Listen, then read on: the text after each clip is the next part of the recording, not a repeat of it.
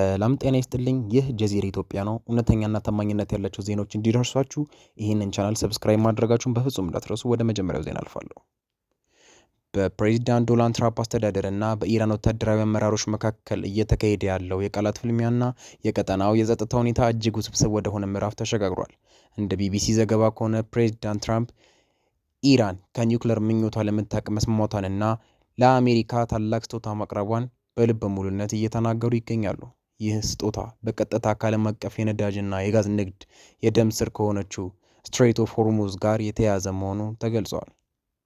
ትራምፕ አክለውም የኢራን አመራሮች በአሁኑ ወቅት በአየር ኃይል፣ በባህር ኃይልና በራዳር መከላከያ ረገድ ክፉኛ ስለተመቱና ዋነኛ መሪዎቻቸውን ስላጡ ጦርነቱን ለማቆም እጅግ በጣም እየተቻኮሉ እንደሆነ ይሞግታሉ። ይህ በእንዲህ እንዳለ አሜሪካ በፓኪስታን በቱርክና በግብፅ አገናኝ የቀረበውን ባለ 15 ነጥብ የሰላም እቅድ ተግባራዊ ለማድረግ ፍላጎት እንዳላት እየታየ ነው ተብሏል። በተቃራኒው ግን ከኢራን ወታደራዊ ወገን የሚሰማው ድምፅ የትራምፕን ንግግር ሙሉ በሙሉ ውድቅ የሚያደርግ ነው። የኢራን ወታደራዊ ቃል አቀባይ አሜሪካ ከራሷ ጋር ብቻ እየተደራደረች ነው በማለት የትራምፕን የድርድር ጥያቄ በአሽሙር አጣጥለውታል ተብሏል።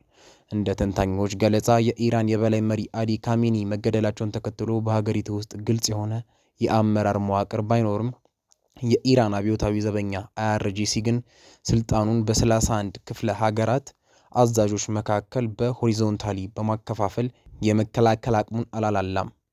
ይልቁንም ኢራን በአሁኑ ወቅት በስትሬቱ ላይ በምታሳየው ቁጥጥር ከባዕድ መርከቦች ለእያንዳንዱ ጉዞ እስከ $2 ሚሊዮን በማስከፈልና የራሷን ነዳጅ ወደ ቻይናና ህንድ በብዛት በመላክ የኢኮኖሚና የስትራቴጂካል የበላይነትን ለማሳየት እየሞከረች ትገኛለች። ይህ ደግሞ የጎረቤት አረብ ሀገራት የነዳጅ ምርት ታግቶ እንዲቀመጥ በማድረግ በቀጠናው ኢኮኖሚ ላይ ከፍተኛ ጫና እያደረሰ ይገኛል ተብሏል። በዚህ በዲፕሎማሲ ውዝግብ መሃል ወታደራዊ ዝግጅቱ በሁለቱ ወገኖች በኩል ተጠናክሮ ቀጥሏል። አሜሪካ የሰላም ንግግር እያደረገች መሆኑን ብትገልጽም በሌላ በኩል ዩኤስሲ ትሪፖሊ የተሰኘውን ግዙፍ የባህር ላይ ጥቃት መርከብና ልሂቅ የሆኑ የ82ኛው አየር ወለድ ክፍለ ጦር አባላትን ወደ መካከለኛው ምስራቅ እያሰማራች ትገኛለች። ይህ አሜሪካ በድርድሩ ላይ ያላትን ጥርጣሬ እና ለማንኛውም ወታደራዊ እርምጃ ዝግጁ መሆኗን የሚያሳይ ነው ተብሏል። በሌላ በኩል ኢራን በጎረቤት ሀገራት ላይ የምታደርገውን የሚሳኤልና የድሮን ጥቃት ባለማቆሟ በንግግርና በተግባር መካከል ያለው ልዩነት ሰፊ ሆኖ ቀጥሏል።